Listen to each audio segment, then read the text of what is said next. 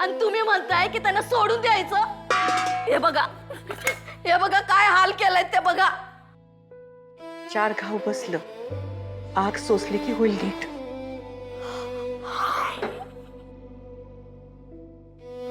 एवढं मऊ कसं काय वागता येतंय म्हणते तुम्हाला? जीवावर उठलेल्यांचा जरा बी राग येऊ नये. कृष्णाताई, तुम्ही ना त्या कृष्ण माईवानीच एकदम कायम शांत बघा.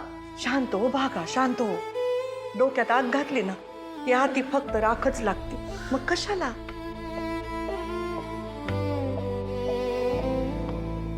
कृष्णाताई, एक विचारू का? हा? तो गौरीच्या मनात संशय आहे, तो खरा आहे का? तुम्हाला काय वाटतं? काय माहित. या चुलीची आग जशी आपलीच जमीन जाळती, तसा माझाच नवरा माझ्या पोरींच्या जीवावर उठलाय आणि मला काय बी बोलता येत नाही. का? नवरा आहे माझा, पण आई म्हणून मला तसं नाही करता येणार. पण लई सोचता बघा तुम्ही. आता बाईची आई होते तिथंच तिने सोसायची तयारी केलेली असती. उद्या माझ्या 3 पोरींची लग्न करायची म्हणजे मला त्याचे पाय धरायला धावच लागणार ना. कारण लग्नात पोरींना बापाची जरुरी असते. काय कर आई, शांता, मिनी, आमच्यामुळे तुला सोसायला लागतंय. आम्ही मुली जन्मलो म्हणून बापानं सोडलं तुला. नाही बाळा, नाही नाही, असं काय बी नाही. हा, तुझ्या भावाला डोक्यात राग घालून घेतली होती, म्हणून आपण काय करतोय त्यासने समजलंच नाही. त्यासने हे बी समजलं नाही की त्यांच्या पोटी 3 पोरी नाही, 3 देव्या जन्मल्या आहेत. हा, आणि तू ह्या सगळ्याचा का विचार करते ग? जा अभ्यास कर जा, काय तर गौरी ताई चिडल बरं का तुझ्यावर. हा, जा अभ्यास कर.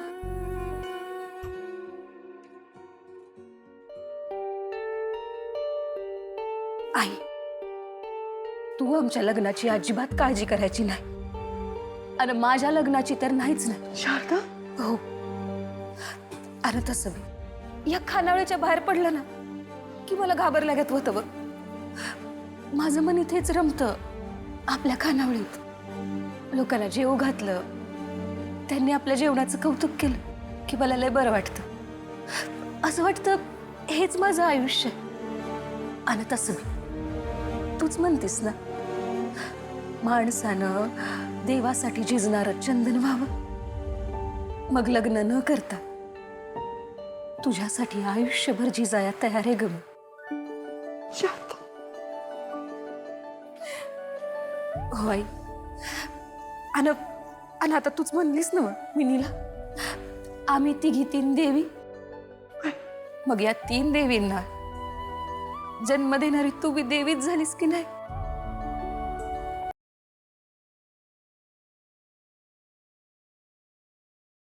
नात्यात जपतात एकी कृष्णाईच्या लेकी.